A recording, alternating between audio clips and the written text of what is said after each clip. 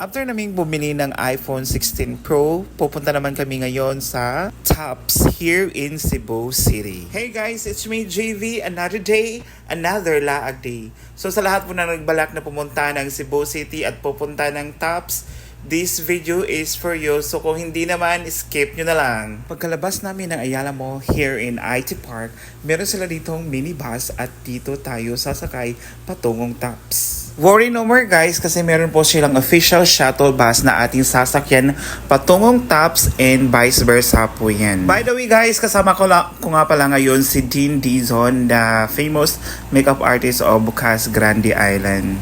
At the same time, siya po ngayon ang ating tour guide.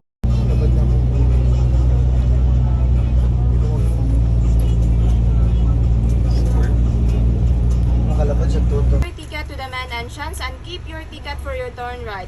The last bus trip is 2:30 am. Thank you and enjoy every moment here at Tops. Hi sir, good afternoon. Pagkarating po kaagad natin sa Tops guys, meron na kaagad mangongolekta ng ating pamasahe.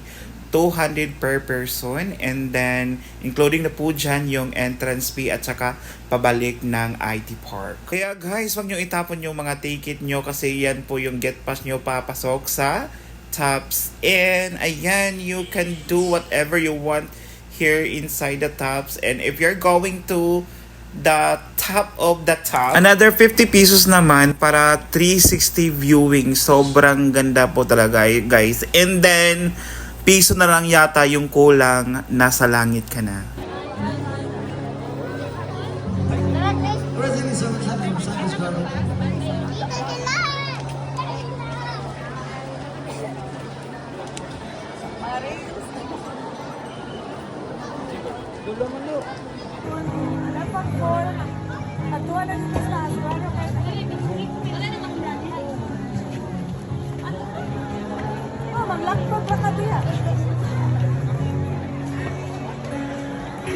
Yeah, guys, oh my god, you are in the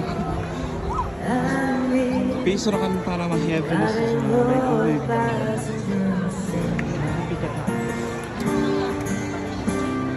Bigyan ng labang top. Super shit.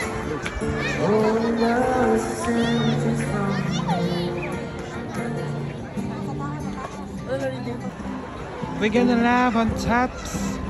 Like, oh my god, it's so amazing. Like, 360 degrees. Yeah, the view is very giving. Isang piso na rin talaga para mag-heaven. Yeah, so, tataasan pa natin yung expectation natin.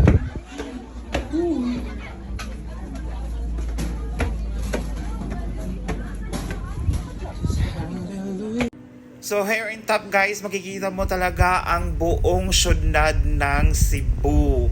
Probinsya ng Cebu, grabe, sobrang nakaka-amaze talaga dito. And pwede ka dito mag-emote-emote kung ayaw mo na sa buhay mo, pwede ka rin tumalon. Charis. Ayan po guys, and mai-enjoy mo talaga dito. Meron din silang kainan dito. Then sa lahat ng gala ko dito ito yung favorite part ko dito is yung pagkain. Guys, syempre naman dapat tayong kumain para meron tayong energy para bukas. So, ayan po guys, that's it for today's video. Ayaw ko na pong i-detalye lahat po ng pangyayari dito sa Tops kasi sobra baka hindi na kayo magpunta dito sa Tops guys. Sobra, ang ganda talaga dito. Oh! Love it. Thank you for watching. Love you.